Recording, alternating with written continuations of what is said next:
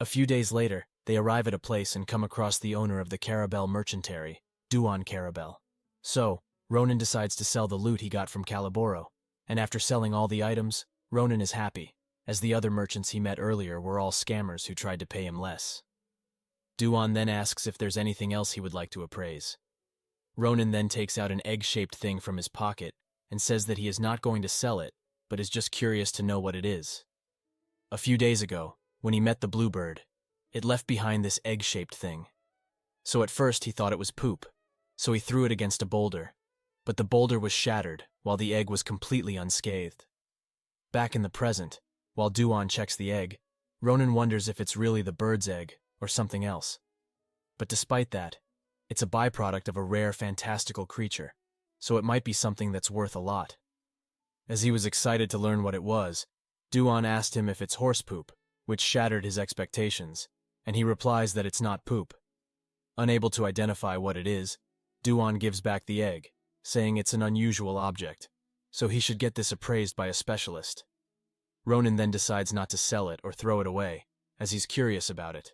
He then asks Duan if he sells books about Filian Academy, as they will be taking the entrance exam, but don't know much about it.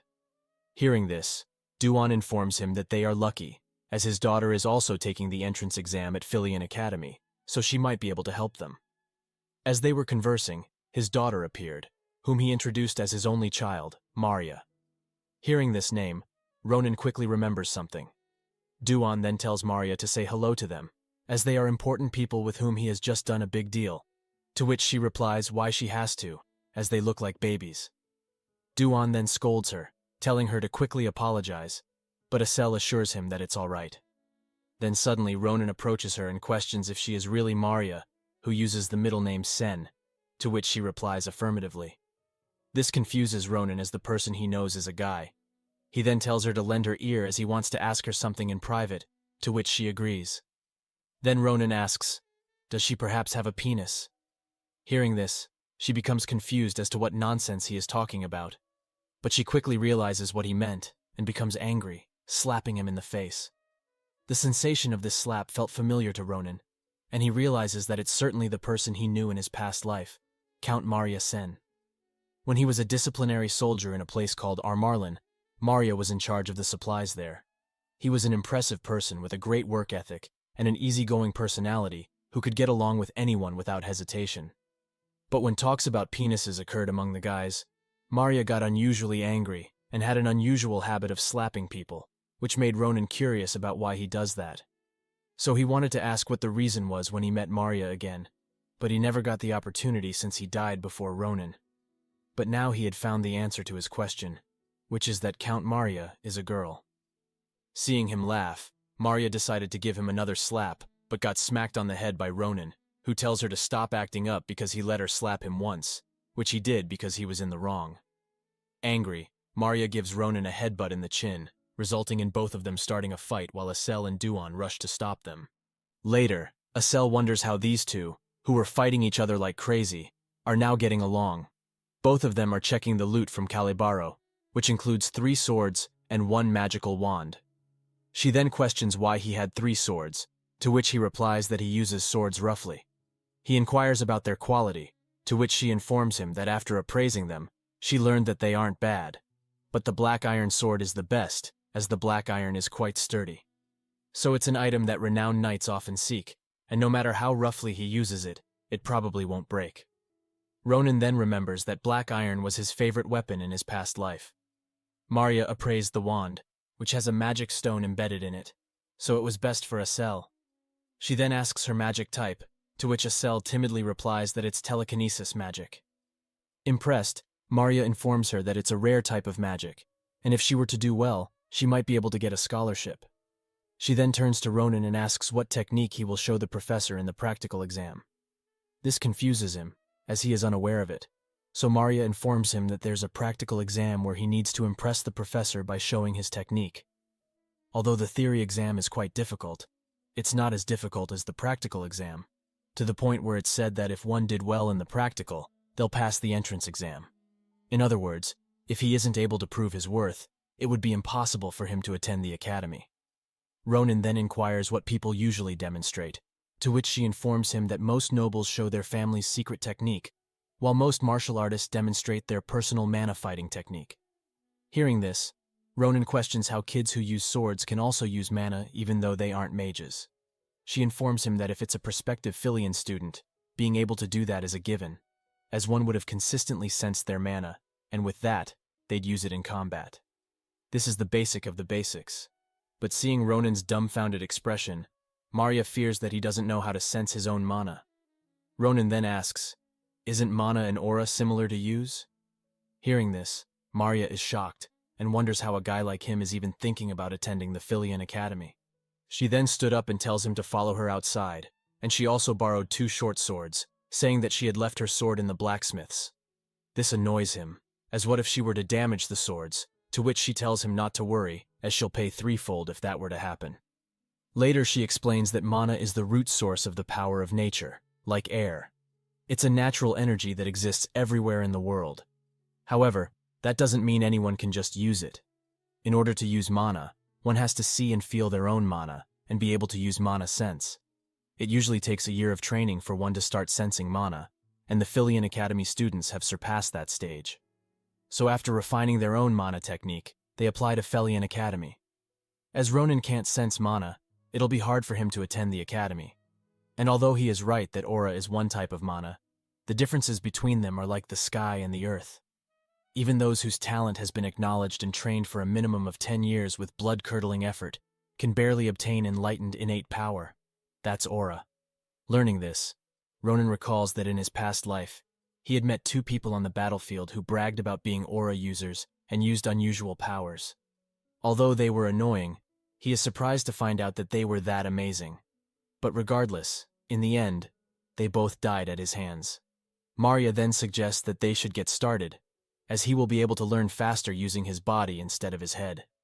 Then, in the blink of an eye, she swiftly closed the distance between them to attack him, which he barely managed to dodge.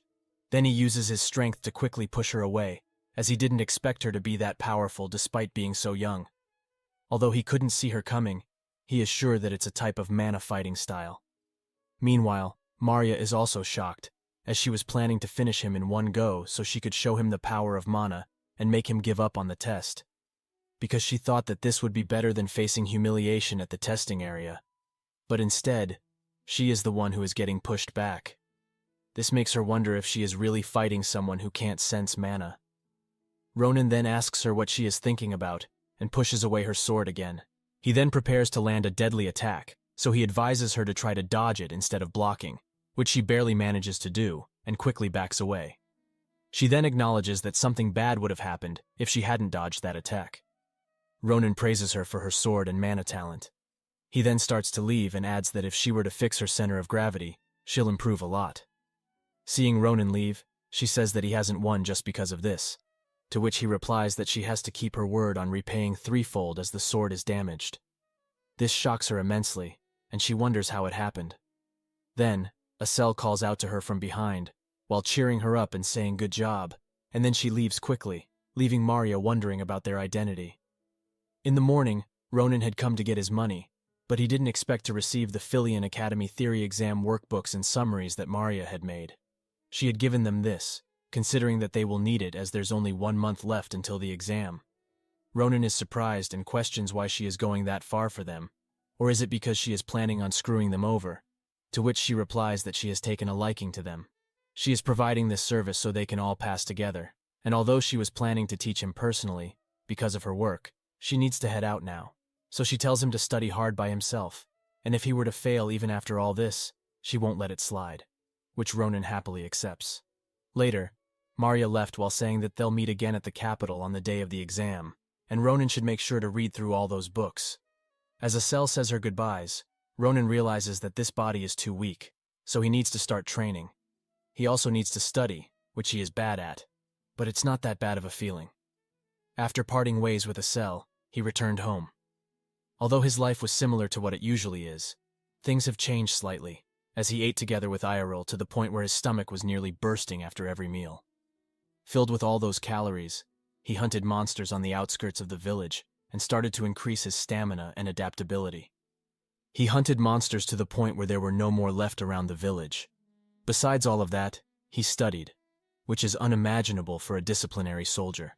But despite not knowing the outcome, he did his best. After a month had passed, he finally arrived at Filian Academy. While Estelle admires Filian Academy, Ronan tells her to stop acting like a country bumpkin and get going, as they'll be late for the exam. Estelle was fascinated, as it's been just 1 month, but Ronan has grown bigger. He then gives her a smack on the head, telling her to stop talking nonsense and go inside. He then recalls that he might come across Sword Saint Schlieffen, a descendant of Grancia, a prestigious sword family. Schlieffen is a genius who is considered to be the strongest in the empire. Considering that they are the same age, Ronan wonders if they will meet each other at the exam. Estelle then asks Ronan if he has the feather from the dream bird they saved that time, which is supposed to lead them to its owner. He confirms that he does, and as he takes out the feather, it instantly starts to point in the direction of the academy building's highest floor. Meanwhile, the bird's owner wonders if he should go back to being a researcher, as he doesn't like being a professor. The bluebird then cheers him up. This lion-type were human is the bird's owner, Varin Fanashir, who is also a zoology professor at Felian Academy. As he is expecting Ronan to appear today, he decided to open the window for some ventilation, as it'll be troublesome later on. As he opens the window, Ronan's menacingly scary face pops up, which startles both Varin and the bird to the point where they start screaming. He then inquires about their identity and how they came through the window, as it's on the top floor. Fearing that they might be after his bird, he quickly holds it tightly. Ronan then takes out the feather and shows it to him. Seeing this, Varin quickly realizes that they are the guys who saved his bird. Later, he apologizes for his behavior, to which Ronan replies that it's fine as it's Estelle's fault, since it was her idea to enter through the window.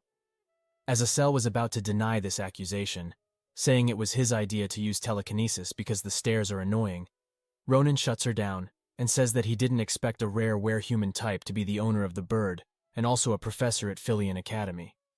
Varin then replies that he also didn't expect them to be entrance applicants. As if he had known this earlier, he would have prepared a recommendation, but the exam is today. Ronan tells him not to worry about that, and since he is here, he wants to ask him something. So he takes out the bluebird's egg and shows it to Varin, which shocks him, and he informs that although it's a dream bird's egg, it's unknown what's going to hatch from it. Confused, Ronan asks if it's a bird egg, then shouldn't a bird be hatched from it?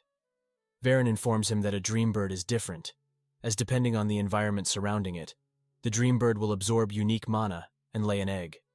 For example, if it were to lay an egg in an area of lava, a phoenix wrapped in flames would hatch from it. On the other hand, if it lays an egg in a monster nest, it will take on the appearance of a monster, and so on. There are circumstances where it won't even take the form of a bird at all. He then analyzed the mana coming out of the egg to predict what appearance it will take, and as he does so, he sees that a myriad of mana, like smelting molten metal, is going rampant in the egg. So as of right now, it's difficult to say with certainty what will hatch from the egg. Therefore, he requests Ronan to look after this egg, to which he agrees but questions whether it will be okay with him, as it's really precious to him. Varin replies that it is really precious, as the dream bird only lays 1 egg in its lifetime. But the fact that it laid its egg in front of its savior means that the bird felt something special, so he wants to respect its wish. Ronan then accepts the egg, as he is also curious to see what comes out of it. As it's almost time for the exam, and now that his work here is done, Ronan decides to leave, but Varin stops them, as he has something to give them to show his gratitude. So he gives them something that will help them with hatching the egg. A while later, Ronan arrives at the practical testing hall, which is a waiting area for many martial arts applicants. Then the exam supervisor calls out to applicant number 112 to enter the exam hall. As Ronan was waiting for his turn and wondering how long it would take, he asked Maria why she is wearing something so uncomfortable.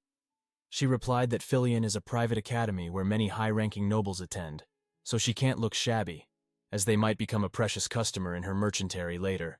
While they were talking about Estelle and how she's not here due to the magic testing hall being somewhere else, the exam supervisor called out to applicant 113, which is Ronan. As he prepares to enter the hall, Maria tells him not to be nervous and to do his best, as if he fails, she won't leave him alone. Ronan thanks her for her heartfelt support and tells her to wait until he returns. Upon entering the exam hall, he notices 5 people sitting in front of him, whom he quickly recognizes as Philion Academy's professors.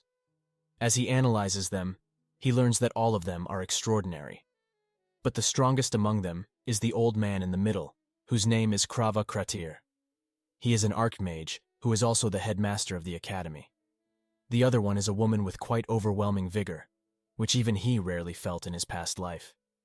She is the swordsmanship instructor, Grand Sword Saint Nabiros. As Ronan greets them, the headmaster, Krava, introduces himself and explains that he just has to demonstrate his technique on a magically engineered dummy. As it's nothing special, Ronan decides to use a fast-cut method. Then one of the theory class professors calls him foolish for thinking that he can destroy the dummy without using mana. Even though it looks like that, it has the defense ability to withstand aura, and it also has fast regeneration. It's a product of precise magical engineering, and even the genius Schlieffen barely left a trace of his sword. Then both theory professors started making fun of Ronan, loudly enough for the headmaster to clearly hear. But he wondered what would happen if the child were to prove them wrong. As he shifted his attention to Ronan, he was shocked to see the vigor the boy possessed at such a young age. Ronan then employed a fast-cut method to strike at the dummy's neck, which surprised Professor Nabarose. The other professors who were mocking him asked for the opinion of the headmaster, who was in a state of shock. Then suddenly, Professor Nabarose stood up and rushed to attack Ronan, but stopped while placing her sword close to his neck. She questioned him about where he had learned this swordsmanship. This confused Ronan as to what she was talking about. She then decided to change her question and ask if he had seen her movements, to which he replied that he did, and it was amazing. As in that instant, it should have been difficult for her to unsheath her sword, yet she swung it 3 times. She replied that it was indeed 3 times, just like he did. He purposely slowed down the last cut, just in case the professor didn't notice it, like he was being considerate of them. She completely misunderstood Ronan's intention, as he had only adjusted his strength because his sword wouldn't be able to withstand the last cut. Judging by the mood, it didn't seem like she would accept that as an answer. She then sheathed her sword and decided to return to her seat. But before going there, she told Ronan that she would definitely teach him herself. Hearing this, the headmaster quickly realized that she had already claimed this student as her disciple, so he decided to pay more attention. He then praised Ronan for his demonstration and informed him that they would end the test with some common questions, and he could choose to reply with whatever he wanted. The first question the headmaster asked Ronan was what he wanted to learn for him to come to Philion Academy. After giving it some thought and remembering his past life, Ronan answered that the first thing he wanted to learn is not to have any regrets. This answer shocked the headmaster, and he decided to end the exam. After Ronan had left, the headmaster thought about his answer about not having any regrets and found it troublesome, wondering how he was going to teach Ronan that. This confused the theory professor, so he questioned what trick Ronan had used for both Professor Nabarose and the headmaster, wanting to teach him. The headmaster replied that it's more of a talent than a trick, and the moment he said that, the magical dummy's head fell from its shoulders, which shocked the theory professor greatly. Meanwhile, after seeing Professor Nabarose's swordsmanship, Ronan realized that even if he were his past self, it would be very difficult to win against her, which means that he has a long way to go. So he plans to learn a lot from the academy. The last test is theory, which he had been memorizing for a month, so it should be really easy for him, or so he thought, as it went really bad because he wasn't able to give half of the answers. Marya then asks Asel how it happened, to which she informs her that Ronan kept the book he needed for study in a bag, and after being hyper-focused on training, he completely forgot about his bag. Asel thinks that it's her fault for not reminding him, while Marya questions if a fool like him even exists. She then cheers him up, saying that the practical test weighs more than theory.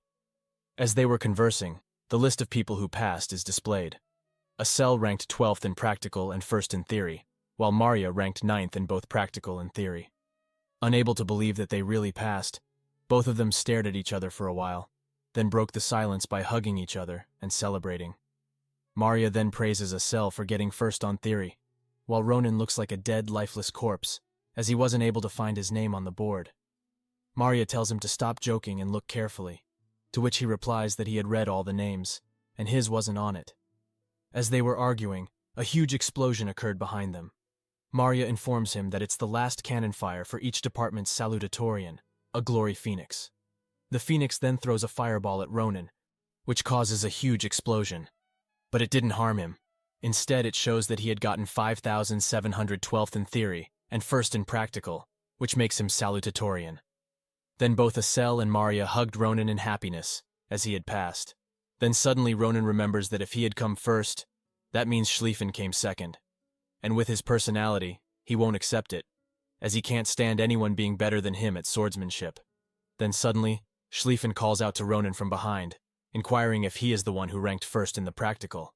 In response, Ronan acted bluntly, saying that he doesn't know what he is talking about.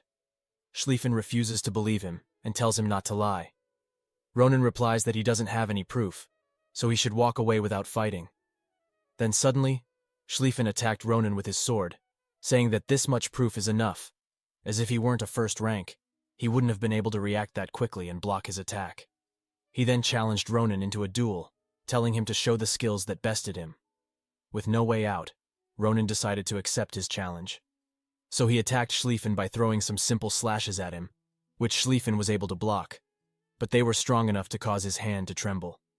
Still, he didn't give up and attacked Ronan again, telling him to show everything he is hiding, as Schlieffen had already figured out that Ronan went easy on him, so he can't accept it. On the other hand, Ronan is annoyed at his idiocy, and has figured out that Schlieffen was going to start using aura, which would become very dangerous, as Schlieffen's aura, called Tempest, is an outrageous aura that Ronan can't handle in his current state. So he came up with a plan and rushed at Asel, then he hides behind her, which made Schlieffen angry, saying how dare he call himself a knight while using a lady as a shield. But Asel claimed to be a guy, while Ronan confirmed that Schlieffen's weakness is the same as before, which is that he always protects the knight's honor. He then punched Schlieffen, and as he was distracted due to feeling dizzy, Ronan took the opportunity to run while holding both Asel and Maria. Then the teacher arrives at the scene and notices Schlieffen's injured face. He inquires about who did it, and whether he should call the knights to deal with it. However, Schlieffen tells the teacher to speak informally, as in the academy he is not the duke's son, but an applicant with commoner status. He also assures the teacher that there's no need to worry about his injury, as it was a fair fight, and he will take care of it himself. Then, Schlieffen notices a crack in his sword, which leaves him confused because it's a sword made from the highest grade of mithril. He realizes that the attacks he received from Ronan weren't normal. This piques his interest, and he decides to remember Ronan's name.